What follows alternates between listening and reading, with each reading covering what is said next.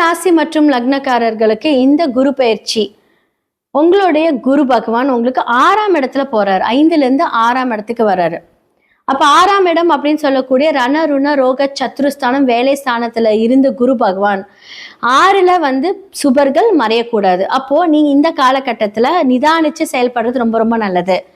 குரு பகவான் பாத்தீங்க அப்படின்னா 2ஆம் வீட்டை ஃபர்ஸ்ட் பாக்குறாரு. அப்போ என்ன அப்படின்னா தனஸ்தானத்தை ஏதாவது கடன் அது எல்லாமே கொஞ்சம் வாங்கக்கூடிய அந்த ஒரு தன்மை இருக்கும். இது எல்லாமே இப்போ வாங்க வேண்டாம் அப்படிங்கிறது உங்களுக்கு அதை தெளிவுபடுத்துவார்.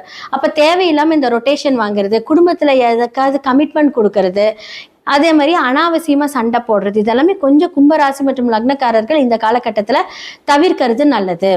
அதே மாதிரி 10ஆம் இடத்தை பார்க்கிறார். அப்போ தொழில் மூலியமாக சில பிரச்சனைகள், தேவையில்லாதவர்களுடைய பார்ட்னர்ஷிப் இதெல்லாமே கொஞ்சம் ஒதுக்கிக்கோங்க, கொஞ்சம் நல்லது நடக்கும்.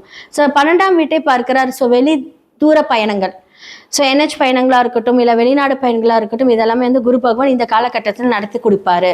நிறைய பேர் வேலைக்கு ட்ரை பண்ணிட்டு இருப்பீங்க. ஸோ குரு பகவான் 6ல் இருக்கும்போது நிறைய பேர் வேலையில இருந்தீங்க அப்படின்னா அந்த வேலைக்குரிய மாற்றங்களை தருவார். யோசிச்சு பண்ணுங்க எதுவா இருந்தாலுமே. ஏன்னா வழிகாட்டுதல் அப்படின்னு சொல்லக்கூடிய கிரகங்கள் மறையக்கூடாது. அப்ப நம்ம தேவையில்லாத சிந்தனையில போய் மாட்டிக்குவோன்னு அர்த்தம். ஸோ இந்த காலகட்டத்தில் அரசியல்வாதிகள் அப்படின்னு சொல்லுவாங்க இல்லைங்களா, அவங்களுக்கான பிரச்சனைகள் இதெல்லாமே சரி செய்யக்கூடிய, பிரச்சனையா இருக்கக்கூடியதெல்லாமே நல்லதா இருக்கும். நல்லதா இருக்கக்கூடிய இடமெல்லாம் கொஞ்சம் பிரச்சனையாகும். இதுதான் குரு பகவான் மாத்தி செயல்படுவாருன்னு அர்த்தம். ஸோ இந்த காலகட்டத்தில் பாத்தீங்க அப்படின்னா இந்த பரிவர்த்தனையா இருக்கட்டும், உங்களுடைய சுயஜாதகத்துல குரு எந்த அமைப்புல இருக்காரு அப்படிங்கிறத பார்த்து நிதானிச்சு செயல்படுங்க. வெற்றி 100% நிச்சயம்.